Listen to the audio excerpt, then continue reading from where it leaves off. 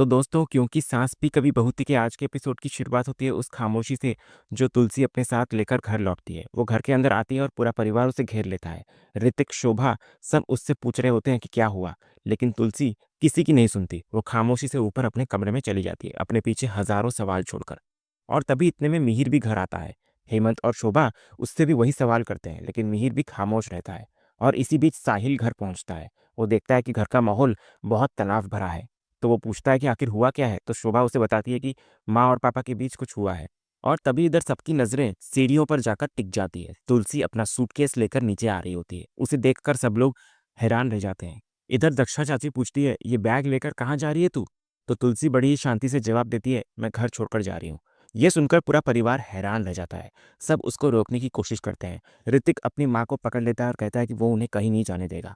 इधर सब मिहिर से भी पूछते हैं कि आखिर हुआ क्या है, लेकिन मिहिर कहता है कि ये उन दोनों के बीच की बात है और किसी को जानने की कोई ज़रूरत नहीं है। लेकिन आज तुलसी चुप रहने वालों में से नहीं होती। वो कहती है, क्यों? ज़रूरी क्यों नहीं है?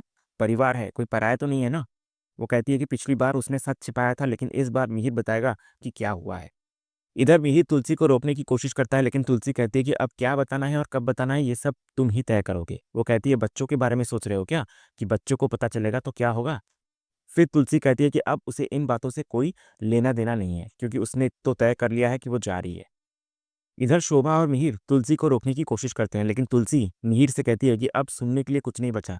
वो कहती है, पिछली बार मैंने सबकी सुनी थी, अपनी नहीं। इस बार ये सब तुम्हारा प्रॉब्लम है। इधर दत्ता चाची, जो इस घर की सबसे बड़ी होती हैं, पूछती हैं कि आखिर इतनी बड़ी बात क्या हो गई कि तुलसी घर छोड़कर जा रही है।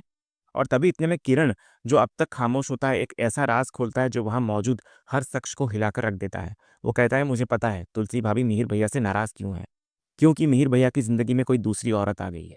यह सुनकर पूरा परिवार हैरान रह जाता है। दक्षा चाची मिहिर के पास जाती है और पूछती है कि क्या यह सच है। तो मिहिर की खामोशी उसके गुनाह का सबसे बड़ा कबूलनामा होता है। और फिर दक्षा चाची का गुस्सा मिहिर पर फूट पड़ता है। वो मिहिर को एक के बाद एक 3 जोरदार थप्पड़ मारती है। वो उसे याद दिलाती है कि कैसे तुलसी ने मंदिरा वाले धोखे के बाद भी उसे माफ किया, उसके नाजायज बच्चे को अपनाया और इस परिवार को बिखरने नहीं दिया। वो कहती है, औरत को धोखा देना पाप होता है मिहिर, गलती नहीं।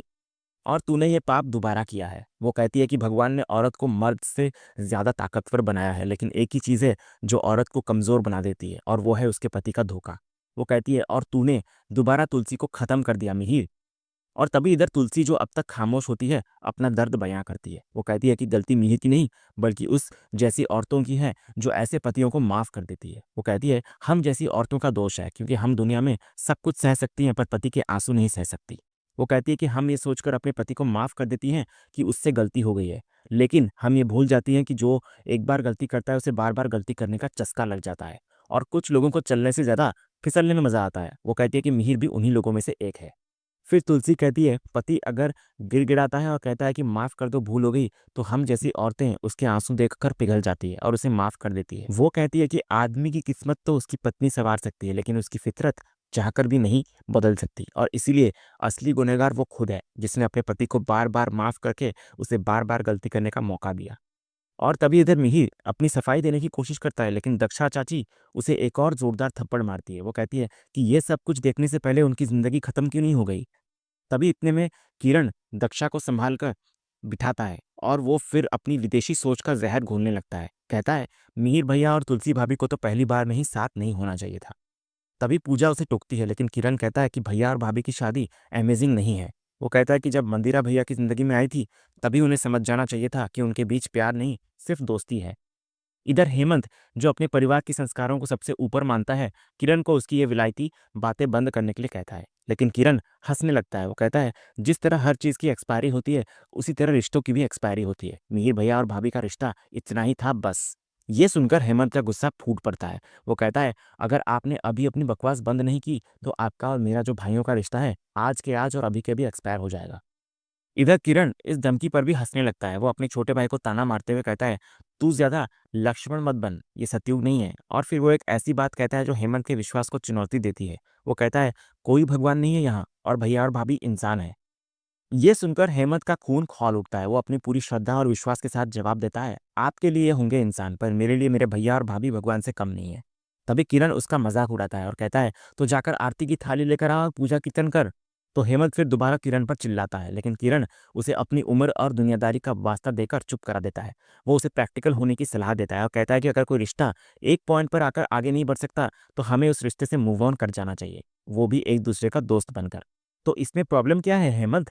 तो हेमंत कहता है, इस घर में प्रॉब्लम है, इसलिए प्लीज मत बोलिए ये सब बातें। लेकिन किरण कहता है कि उसके सच न बोलने से सच बदल नहीं जाएगा, और फिर वो एक ऐसा जहरीला तीर चलाता है जो सीधा तुलसी के आत्मसम्मान पर लगता है। वो कहता है, अगर तुलसी भाभी इस रिश्ते से पहले ही आगे बढ़ गई होती तो आज बहुत खुश होती, और शायद उनकी जिंदगी में भी कोई और होता। और तभी तुलसी, जो अब तक खामोश खड़ी सब कुछ सुन रही होती है, अपना मुंह खोलती है। वो किरण से कहती है, बस किरण, बहुत हुआ।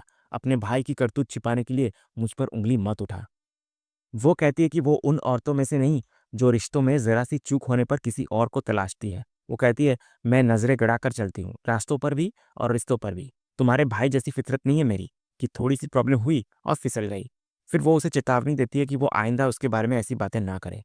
आगे वो कहती है, और ये गलतफ़हमी मत पालना कि मैं अकेली हूँ और मुझे सहारे की ज़रूरत है। मैं अपने आप में पूर्ण हूँ और मेरे ठाकुर जी मेरे साथ हैं। और उसके बाद तुलसी किरण को बोलती है, वैसे तूने एक बात सही कही कि रिश्ता तो तोड़ ही देना चाहिए जब दिल ही ना मिलते हों।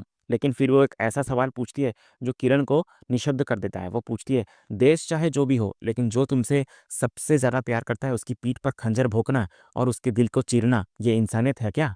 वो कहती है कि ये धोखा ना तो इंसानियत है और ना ही अच्छाई। और फिर तुलसी वो ऐलान करती है जो वीरानी परिवार के इतिहास को हमेशा के लिए बदलने वाला होता है। उसकी आवाज़ में एक गहरा ठहराव और एक अटूट फैसला होता है। वो कहती है, इसलिए आज मैं मिहिर वीरानी से अपना रिश्ता तोड़ती हूँ। तो ये शब्द वहाँ मौजूद हर एक शख्स के कानों में एक धमाके की तरह गूंजते हैं। मिहिर, जो अब तक खामोश खड़ा होता है, ये सुनकर हैरान रह जाता है।